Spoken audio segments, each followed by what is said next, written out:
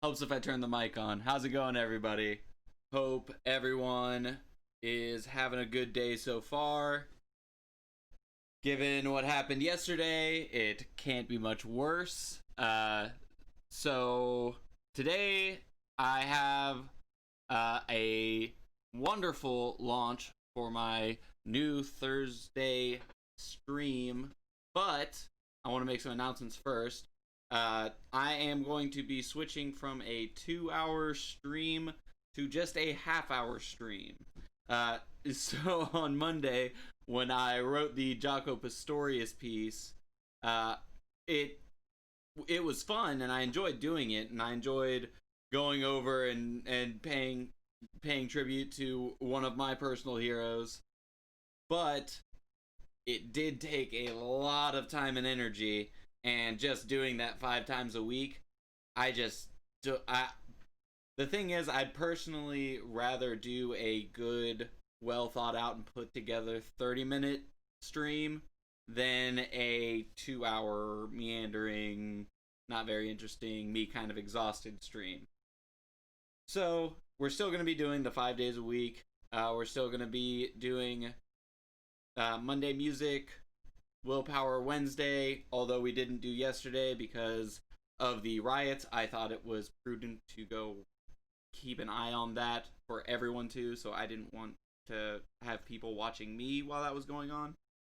And then we're still gonna do the book club Chai Friday. That's Salem's Lot chapters 1 through 4 we're going over tomorrow. And then Weekend Deep End on Saturdays.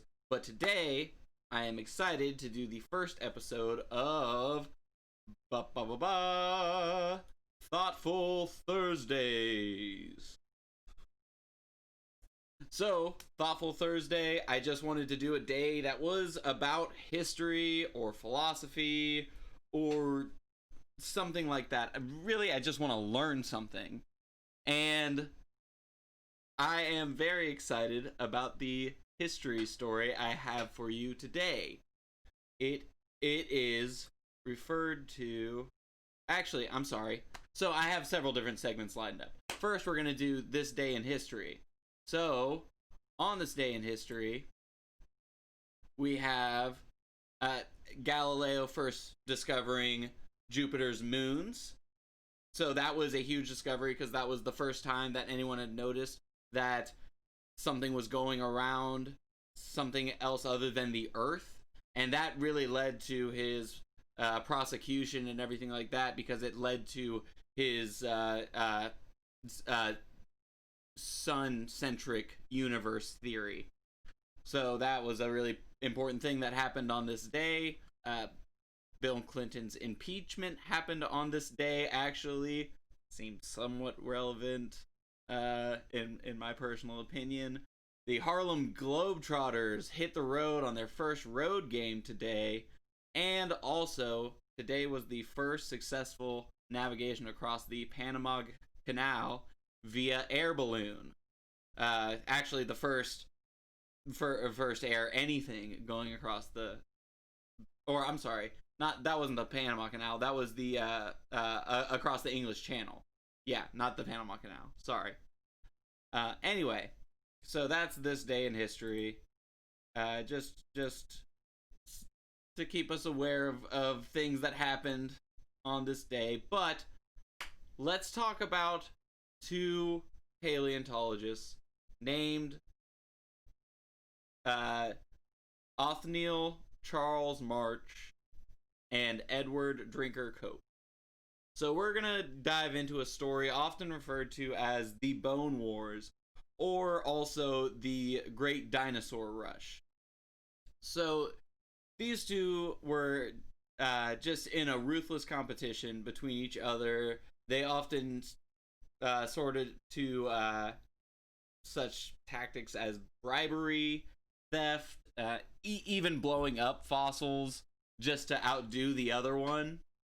And at first, whenever they first met, it was in Berlin in 1864. They were actually pretty friendly with each other. They actually named species after one another within the first few days of meeting each other because they hit it off so well. it's not exactly clear what happened. It's believed just because they had differing personalities, but they grew to just start hating each other for some reason. Because Cope was kind of more of a extrovert kind of guy. He had a hot temper, and Marsh was more of a methodical natured introvert kind of guy. But their real rivalry was documented as in starting when in 1869 Cope presented his latest discovery of I'm sure I'm saying this wrong, but Elasmosaurus. I think that's how you say it. But it's a dinosaur fossil that he discovered. But during his this huge moment in his career when he's presenting this thing, Marsh points out that Cope had mistakenly organized the bones of the fossil, and he thought that the neck was a tail, and so he had the head at the other end. And so instead of just quietly telling Cope about this, Marsh went to a scientific journal and basically called Cope a friggin' idiot and called him out in front of the whole world and just put a huge black mark on Cope's career. Cope spent a fortune trying to buy up all the scientific journals that printed it, basically trying to erase from history that he ever put the head on the wrong end of the dinosaur. This sparked a back and forth between the two as they raced to discover and document as many species as they possibly could. And although they did a lot to advance early paleontology, because of their race to beat each other, their work often came in sloppy and incomplete. And they claimed to discover a total of, I think, 142 species of dinosaurs between them. But today, their credible discoveries have been documented as less than 40, and it turns out that they were just taking the bones and rearranging them and calling them different dinosaurs just to get another one on the books to beat the other one. This is hilarious. They would have students and employees often work as spies in the other's dig sites, claiming whatever fossils that they could, just stuffing them in their pockets, and then they would also report back on what the other had been discovering at the dig site. They eventually hired... Oh, whoopsies. There we go. They eventually hired dinosaur rustlers.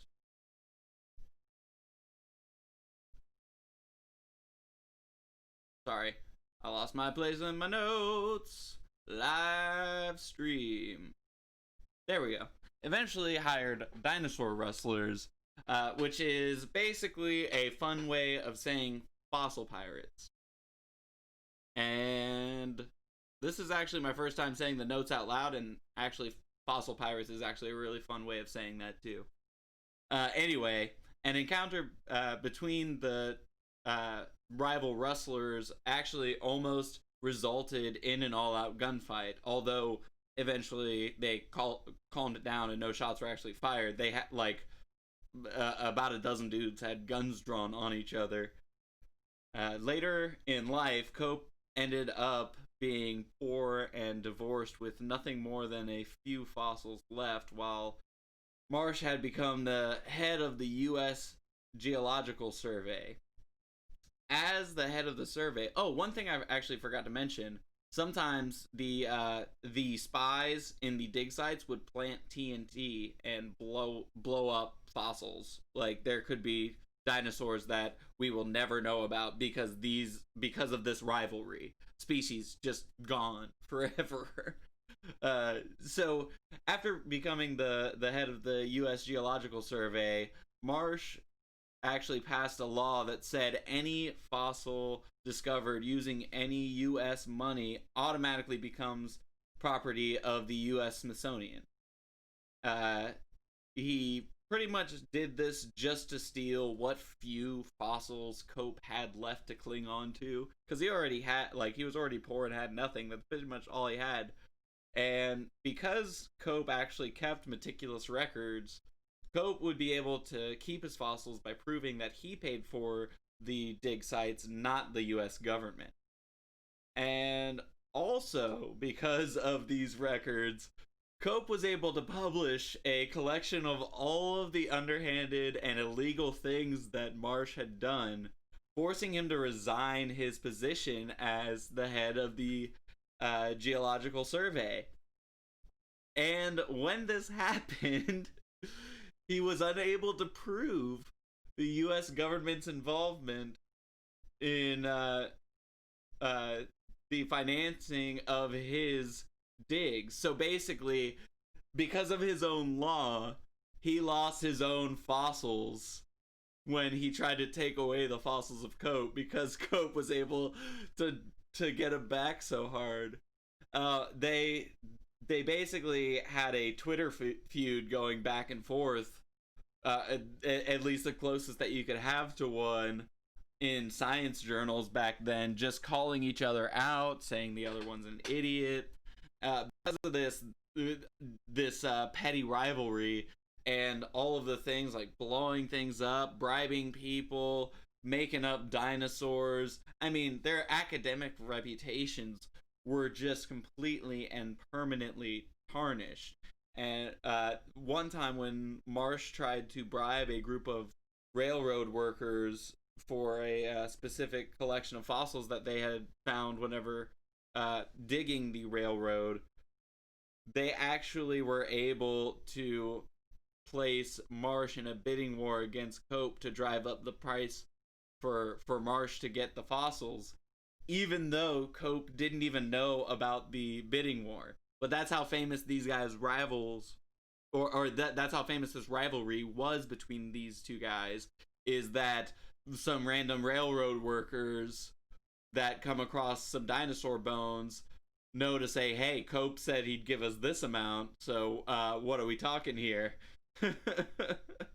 So at the end of this bone war, Marsh actually discovered more species from what history can tell, but they both really lost the bone war.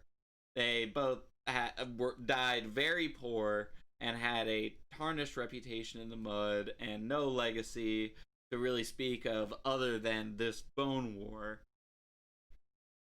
But that would not keep Cope, who died in 1897, from trying to stomp on Marsh one last time before he was through. No, we don't get a Thomas Jefferson, John Adams, happy-go-lucky ending here.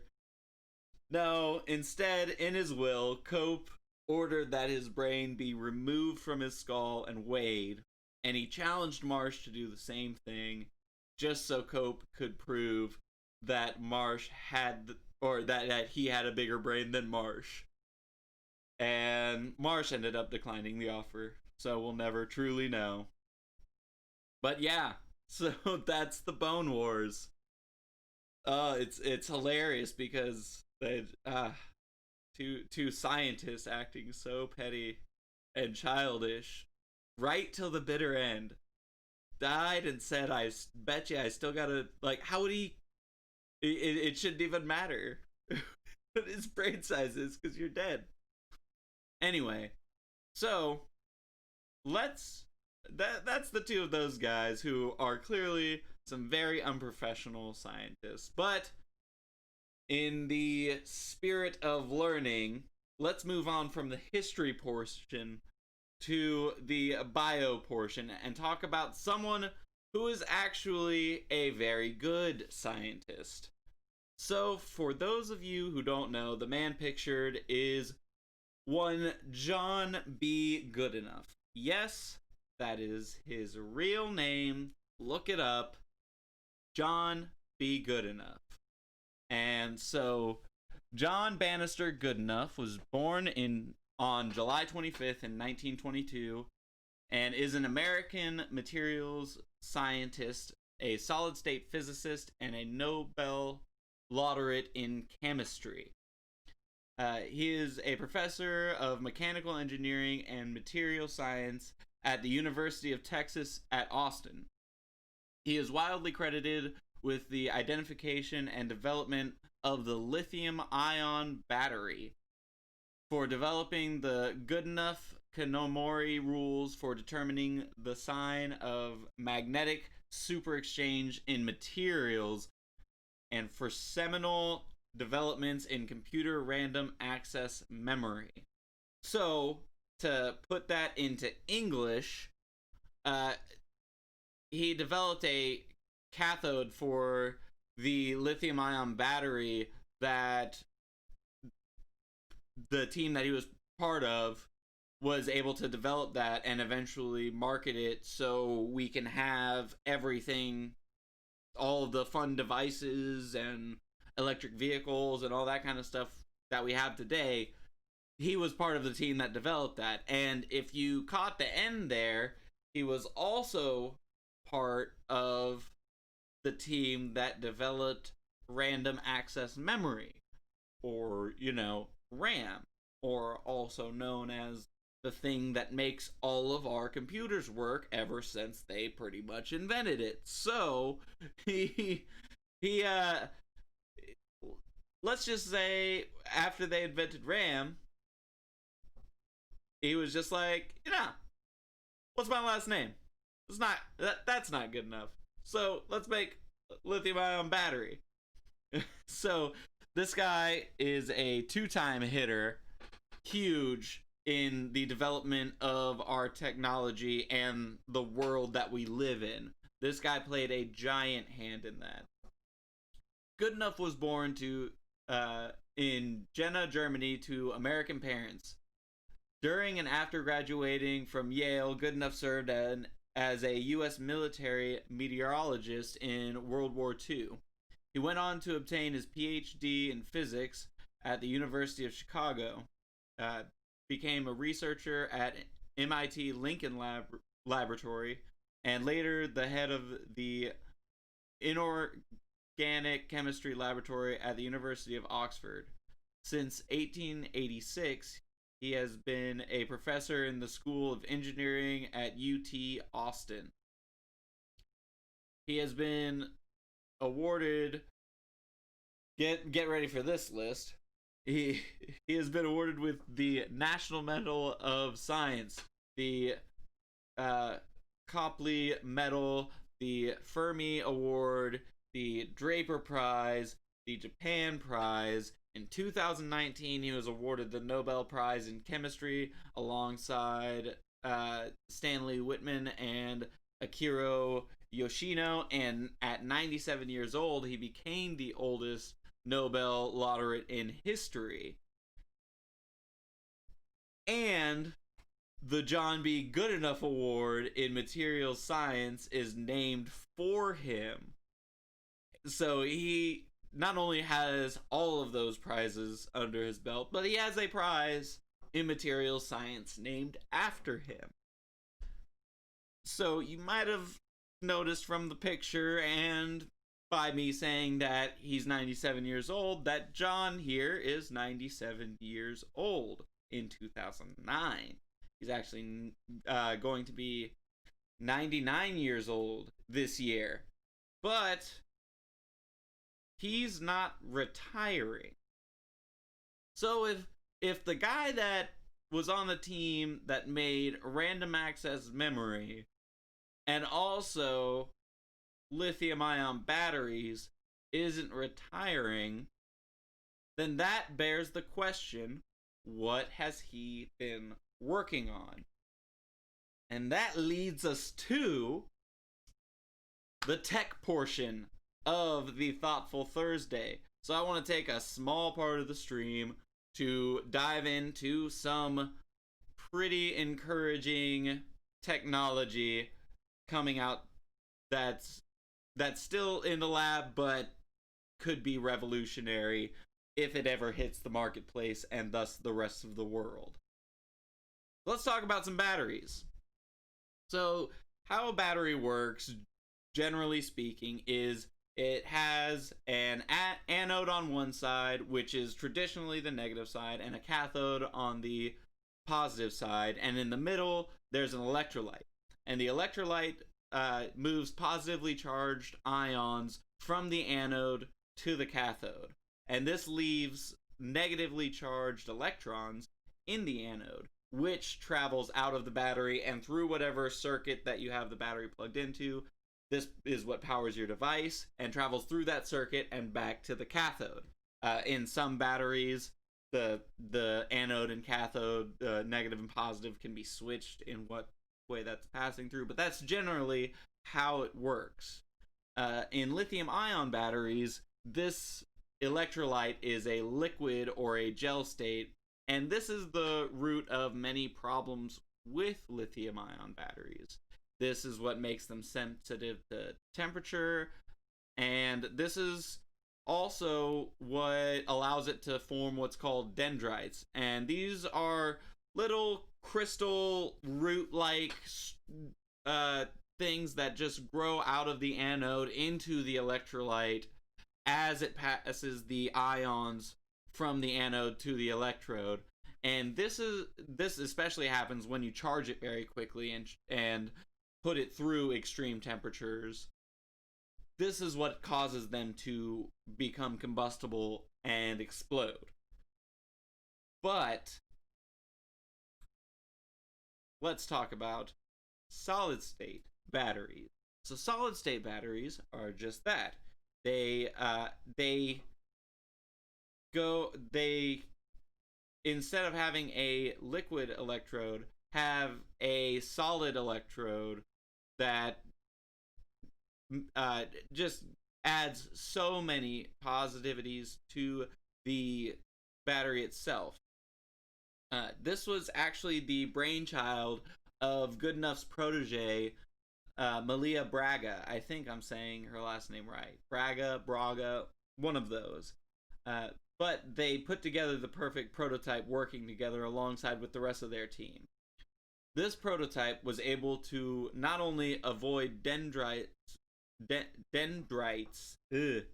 while performing as a longer lasting and safer battery. The prototype is also made from sodium instead of lithium, making it easier and cheaper to manufacture, thus making it more viable for the marketplace.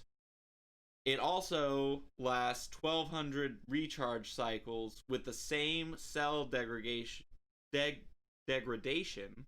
I cannot speak right now, you see in a lithium-ion battery after 500 cycles. So it can last more than twice as many recharge cycles as your average lithium-ion battery out there today. And not only that, but it works in degrees way past what a lithium-ion battery can work in. Because of the solid state and the no dendrites, you remove the worry of the combustion. Not only that, but they can also hold 2.5 to 5 times more energy than your traditional lithium-ion battery. I mean, this battery could genuinely be revolutionary for technology as a whole. I mean, you're talking e-vehicles going 1,000+ miles. You're talking about batteries, because they're more powerful, being able to be made smaller, which opens up all the possibilities for wearable tech and medical tech. I mean, pacemakers and other wearable medical technology would instantly be made lighter and more convenient. Prosthetics. I mean, a battery, if you housed enough of these batteries, it would be significantly less of a footprint that you would get the same output from if you wanted to power a neighborhood from with lithium-ion batteries. I mean, this opens up all of the green technologies into a possibility. I mean, if you're talking about household storage or even industrial storage of electricity for a power grid that's based on wind turbines and water turbines and solar panels, because that's always the argument about solar panels and wind turbines, is the wind doesn't always blow and the sun doesn't always shine, so you need somewhere to store that power for when the sun's not shining and the wind's not blowing. Well, with these things, you could have one roughly the size of your washer machine maybe, and be able to power your house for days. I mean, this could be huge. They first developed it in 2017, and they're still working it into the marketplace. It can sometimes take a really long time for it to work in the marketplace. I believe that Toyota was said to show its first prototype for an electric vehicle using a solid state battery at the 2020 Olympics, but I think we all know what happened there. So that didn't get to go off the way that they thought it would. And also something to be said is that it took a full 13 years after the development of lithium batteries in the laboratory for it hit the marketplace. So it could be a while before we really see solid state batteries being implemented into technology. There's a lot of politics and money and all that kind of stuff wrapped up into getting this into the marketplace. There's a lot of lithium ion competitors that don't want to see that happen, and so on and so forth. So it's going to be a few more years before we really start seeing this take hold, but if and when it does, it's going to be a game changer for pretty much how we live life. And so yeah, with that said, that is our first Thoughtful Thursday. Let me know how you guys liked it in the comments. Let me know any ideas that you guys would like me to cover for the history segment, the bio segment, or the tech segment of this stream.